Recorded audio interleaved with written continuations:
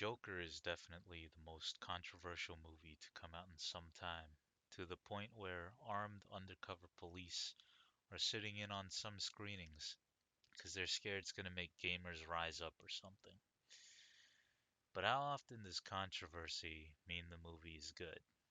Well, you can tell that this one is actually worth your money because of how much critics are shitting on it and recommending that you watch Cuck instead. To give you the gist of it, Joker is a great movie. It can be described as Fight Club for Gen Z, and it balances a timely socio-political message with smart directing, very well thought out script, and an absolutely gripping performance by Joaquin Phoenix. It's equal parts character study and social commentary, and it does both very well. If you like slow, character driven dramas, you'll love this.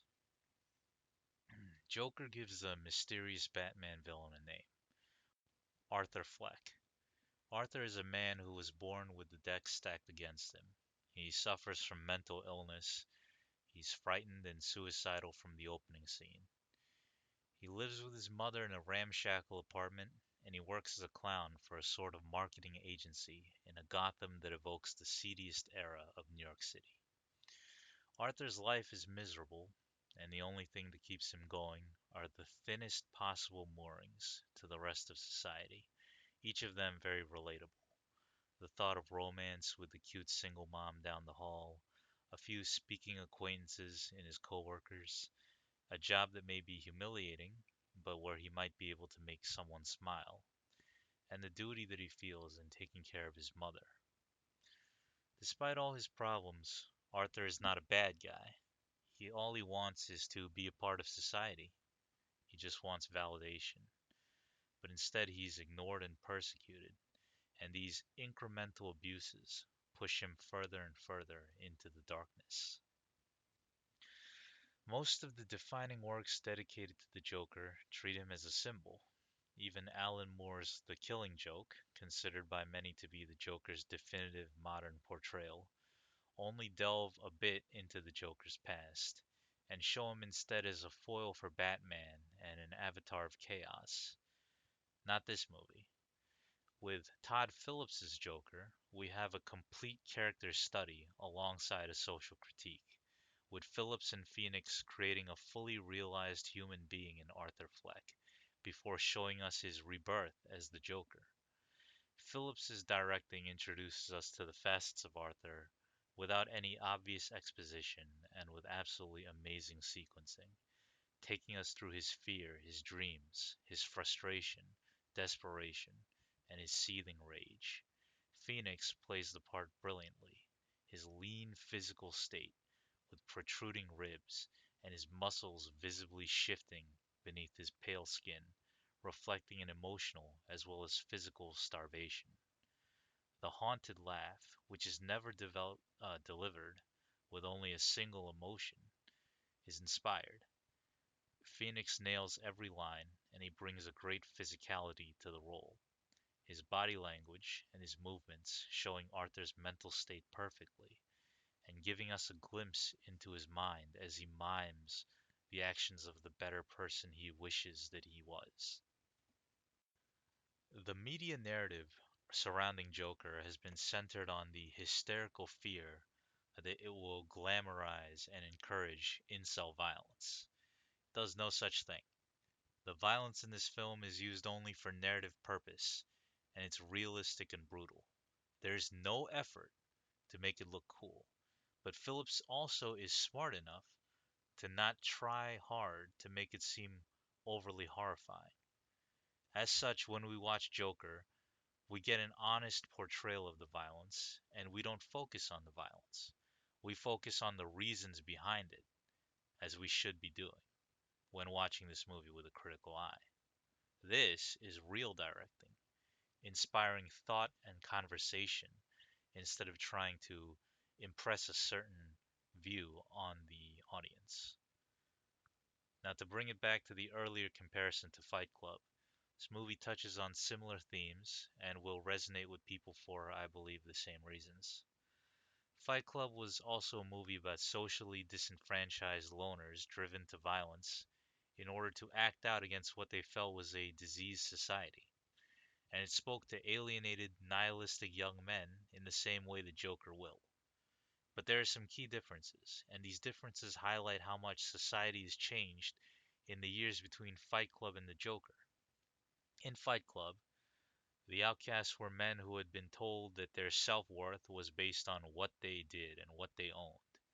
Their identity was built solely on consumerist stuff rather than inner character. And the realization of how shallow their lives were led to existential crisis, then the destruction of earthly things and their false, socially constructed identities in order to gain what they saw as the only true purpose: destruction, the only thing that was real and in their control. Joker is about a class of people who don't even have stupid, pointless shit or shallow relationships to start with. They have nothing at all. In Fight Club, the socially alienated are that way because they're part of society, but then at some point they realized that society sucks and that it was unfulfilling and they hated it. And they get rid of their possessions because, in order to cut ties completely, they need to get rid of all this stuff that physically binds them to their old life. They already have one foot out of society and they can't step back in. They can no longer go back to the way things were. So they get rid of everything holding them back and they drop out. But what's scary is that in Joker, everyone wants to be a part of society. Arthur desperately wants these very normal things. At its core, Joker is about a man who just wants to feel loved, noticed, appreciated. And this never happens because society does not care about him and instead labels him as a freak and has everything wrong with it. He struggles every waking moment of his life just to find a peace that he can hold on to, a foothold, even though he doesn't know how. And he can't do it no matter how hard he tries, because there doesn't seem to be any footholds for him in the first place. He is society's enemy. And it's not because he wants to be, it's because they have decreed that because he does not fit in, that is what he is. He's not a bored millennial who manages to blend in until he experiences an existential crisis. No, Arthur lives in a perpetual state of existential crisis. He is a desperate and pitiable creature.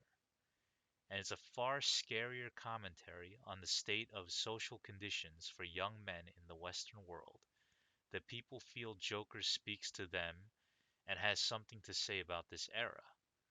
And it's really fucking pathetic that our media chooses to instead further persecute these people by labeling them potential spree shooters and incels and whatever, rather than recognizing that they need help and to be afforded basic human dignity, not to be further demonized and given derogatory labels.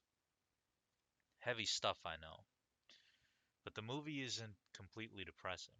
It has a fair bit of humor, which serves to break up the tension a bit and keep you fresh rather than grinding you down under a deluge of endless misery.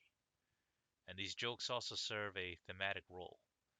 Almost all the humor in Joker is mean spirited and at the expense of others. A lot of the actual jokes made by characters have this nasty kind of undertone, and this helps to show the kind of world that the characters inhabit. It has been a noticeable characteristic of the Joker that he's not really funny at all. His sense of humor is twisted. It's only humorous to a deranged, sadistic nihilist like himself. And here we get to see the world that molded the Joker, and we're invited to laugh along with it by being presented with these jokes that make that very easy to do so. And this shows the work of a skilled director and a very talented screenwriter. To wrap it up, go see this movie. It's a relevant examination of a serious issue in our society, that of socially alienated young people who are being pushed towards the edge by a media class unwilling to do anything but exacerbate the problem and divide us.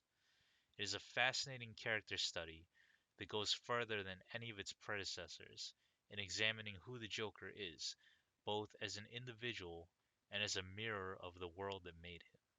And finally, it's just a damn good film. Brilliant fusion of top notch direction, writing, and acting. I hope that you enjoyed as much as I did, and thanks for listening.